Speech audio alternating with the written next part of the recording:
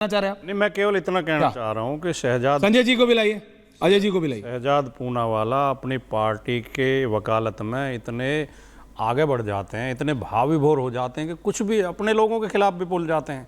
अरे इमरजेंसी में आप जिस पार्टी में मौजूदा समय में हैं उसके नेता भी जेल में थे, तो वो सब भ्रष्ट हो गए। कह रहे हैं इमरजेंसी में जो जो नेता कांग्रेस के विरोध में थे वो सब भ्रष्ट हो गए।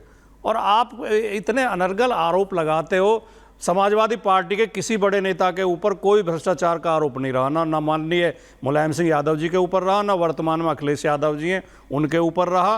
कोई छोटा मोटा कोई एक आध विधायक सिधायक कहीं किसी मामले में फंसा होगा। भारतीय जनता पार्टी के तो दर्जनों लोग हैं जिनके ऊपर आरोप है, और भारतीय जनता पार्टी ने रिकॉर्ड बनाया इस देश में। जितने भ्रष्टाचारी सब पार्टियों में थे सब इकट्ठे कर करके अपनी पार्टी में शामिल कर लिए। शहजाद का यूनिट ठीक हो गया? मैं बस ये कह रहा हूं, no one is manipulating. Shahzad आपका पॉइंट, अब अपनी बात पूरी कीजिए, उसके बाद बोलिए।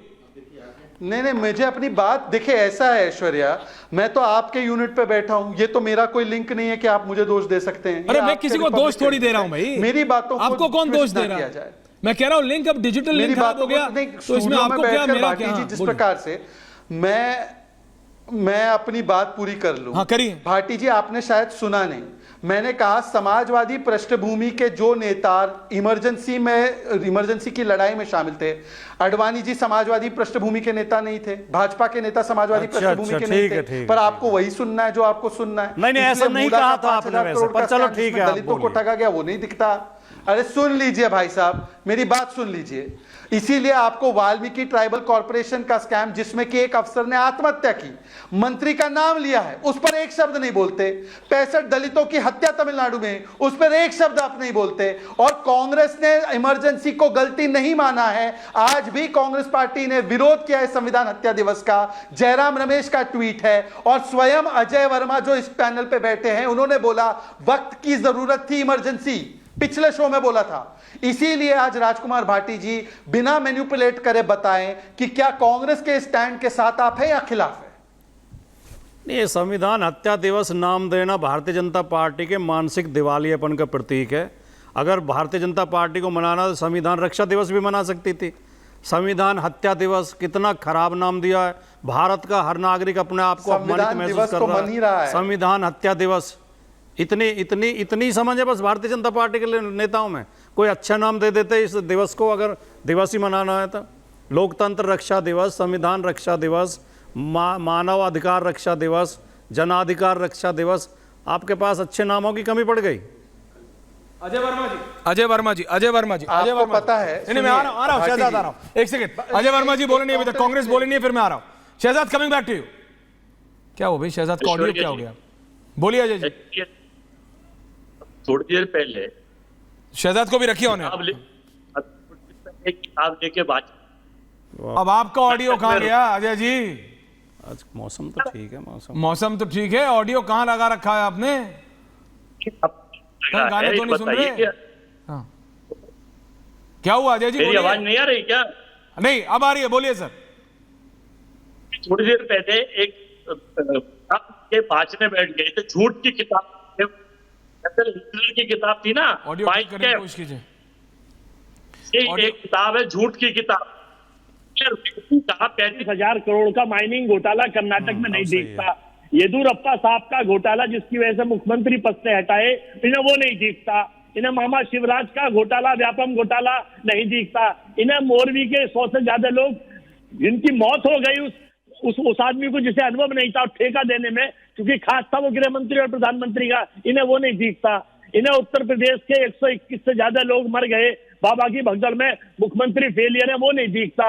इनको हिंदुस्तान में जो घोटाला हुआ है चंदा दो धंधा लो का, चंदा दो धंधा लो, चंदा दो धंधा लो, इलेक्टोरल बॉन्ड घोटाला, इसमें देश भर के अपराधियों को चंदा लेके इन्होंने पैसे ले लेकर उनको जेल से बाहर निकाल दिया, इन्हें वो नहीं दिखता। इन्हें रमन सिंह का खाद्यान्न घोटाला नहीं दिखता। इन्हें आसाम के मुख्यमंत्री का पानी घोटाला नहीं दिखता।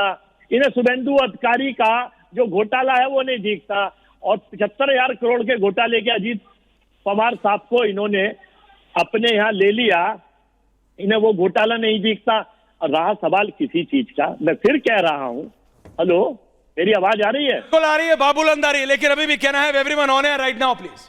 और मैं ये बात पूछ रहा हूं हर्षवर्धन जी से भी और भाटी जी से भी और शहजाद से भी। शहजाद का लिंक फिर चला गया।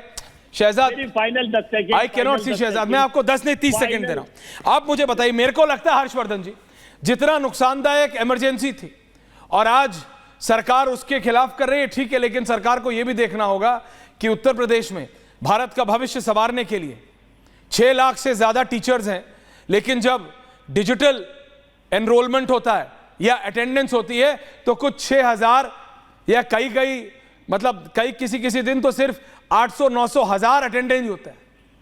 6 लाख टीचर हैं और ये सिर्फ उत्तर प्रदेश का, क्योंकि डेटा मेरे पास लास्ट मिनट में आया। और प्रदेशों में भी यही हालत है। मध्य प्रदेश में यह है, महाराष्ट्र में यह है, बिहार में यह है। भारत का भविष्य कैसे संवरेगा? और उसके बाद ये ऐसी आईएएस अफसर, किसी ने गलत सर्टिफिकेट दिया, अब तो मुझे डाउट होने लगा।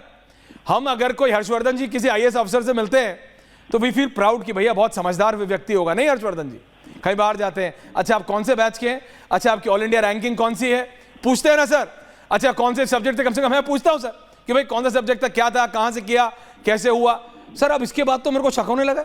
जैसे नीट के एग्जाम के बाद मेरे को डॉक्टरों पर शक होने लगा। मैंने अपने 2-4 दोस्तों को फोन किया, मेरे साथ स्कूल के पढ़े हुए हैं, डॉक्टर है वो, MD MBBS है। मैंने कहा भाई तू बता दे, तू तो सर्टिफाइड झोला छाप नहीं है ना, तेरे पास तो सही डिग्री है। अरे बोला कैसी बात कर रहा है सर? जब ऐसी चीजें हो जाती हैं, कोई फेक डिग्री लगा रहा है यूपीएससी के एग्जाम में, तो ये कैसे भारत का भविष्य संवारेंगे? टीचर आ नहीं रहे, कैसे भारत का भविष्य संवरेगा? ये राजनेता अपने में लगे हुए हैं, तू से ही मैं से। देश का भविष्य कौन देख रहा है? करप्शन रैंपेंट हो रहा है। मेरा नहीं सुना। देखिए मुश्किल यही है ऐश्वर्य जी कि ज्यादातर इस तरह की घटनाओं पर चर्चा तब होती है जब वो एकदम से सामने खुलकर आ जाता है। ये कोई छिपी हुई बात नहीं है कि आईएएस से लेकर, और बड़ा अच्छा आपने उदाहरण दिया। मैं तो आश्चर्य में हूं कि डिजिटल अटेंडेंस को लेकर शिक्षक हड़ताल पर हैं। वो कह रहे हैं कि नहीं हम डिजिटल अटेंडेंस नहीं लगाएंगे। एक समय में तो लगा कि शायद योगी आदित्यनाथ सरकार को पीछे हटना पड़ा। आज खबर जो आई तो मुझे अच्छा लगा कि योगी आदित्यनाथ सरकार ने कहा कि नहीं पीछे नहीं हटेंगे। दुर्भाग्य देखिए कि इसमें अखिलेश यादव जी को भी साथ में आना चाहिए, कहना चाहिए था कि हाँ ठीक है, ये तो जरूरी है। अगर कोई मुश्किल है, जैसे मैं बार बार कहता हूं, मुझे नहीं समझ में आता कि प्राथमिक शिक्षक को बहुत दूर भेजने का क्या मतलब है। वो उनका भी पक्ष सही है। अगर वो कहीं गए, कहीं ज्यादा दूर उनकी नियुक्ति की गई, वो कौन सा ऐसा प्रशासनिक अधिकार है उनके पास कि उनको 100 किलोमीटर 150 किलोमीटर, अब उसके आगे की बात। अगर मान लीजिए कहीं आपकी नियुक्ति हो ही गई, सरकारी नियुक्ति के लिए आप परेशान रहते हैं, और जब आप प्राथमिक शिक्षक हो गए तो आप अपना परिवार लेके वहां क्यों नहीं जा सकते? तो मुझे लगता है कि जो कमियां हैं उसकी चर्चा होनी चाहिए। लेकिन जब डिजिटल अटेंडेंस से किसी को दिक्कत होती है तो इसका सीधा सा मतलब वो कुछ और करना चाह रहे हैं। वो शायद शिक्षक के तौर पर जो भूमिका निभानी है उससे बचना चाह रहे हैं, और दुर्भाग्य कि विपक्षी पार्टी वो राजनीति में खड़ी हो जाती है। तो मैं यही कह रहा हूं कि ये भ्रष्टाचार सिर्फ एक तरह का नहीं है, नाना प्रकार के भ्रष्टाचार है, और हम अपने सामाजिक जीवन में उस पर चर्चा नहीं करते हैं। नेता लोग बड़ी बड़ी बातें करते हैं, लेकिन जब अपने पे आता है तो कहते हैं चलो ठीक है यार, अभी राजनीति में लाभ मिल रहा है, चलो इसमें कर लेते हैं, इतने शिक्षक हैं हमारे पीछे खड़े हो जाएंगे। उनकी गलत मांग भी हम मान लेंगे, और यहीं पर जाकर वो मुश्किल खड़ी होती है जिसको हम कहते हैं विशियस साइकिल शुरू हो जाता है, और वो विशियस साइकिल समाज के हर क्षेत्र में हमारा नुकसान कर रहा है। भाटी जी प्लीज बताइए। इसमें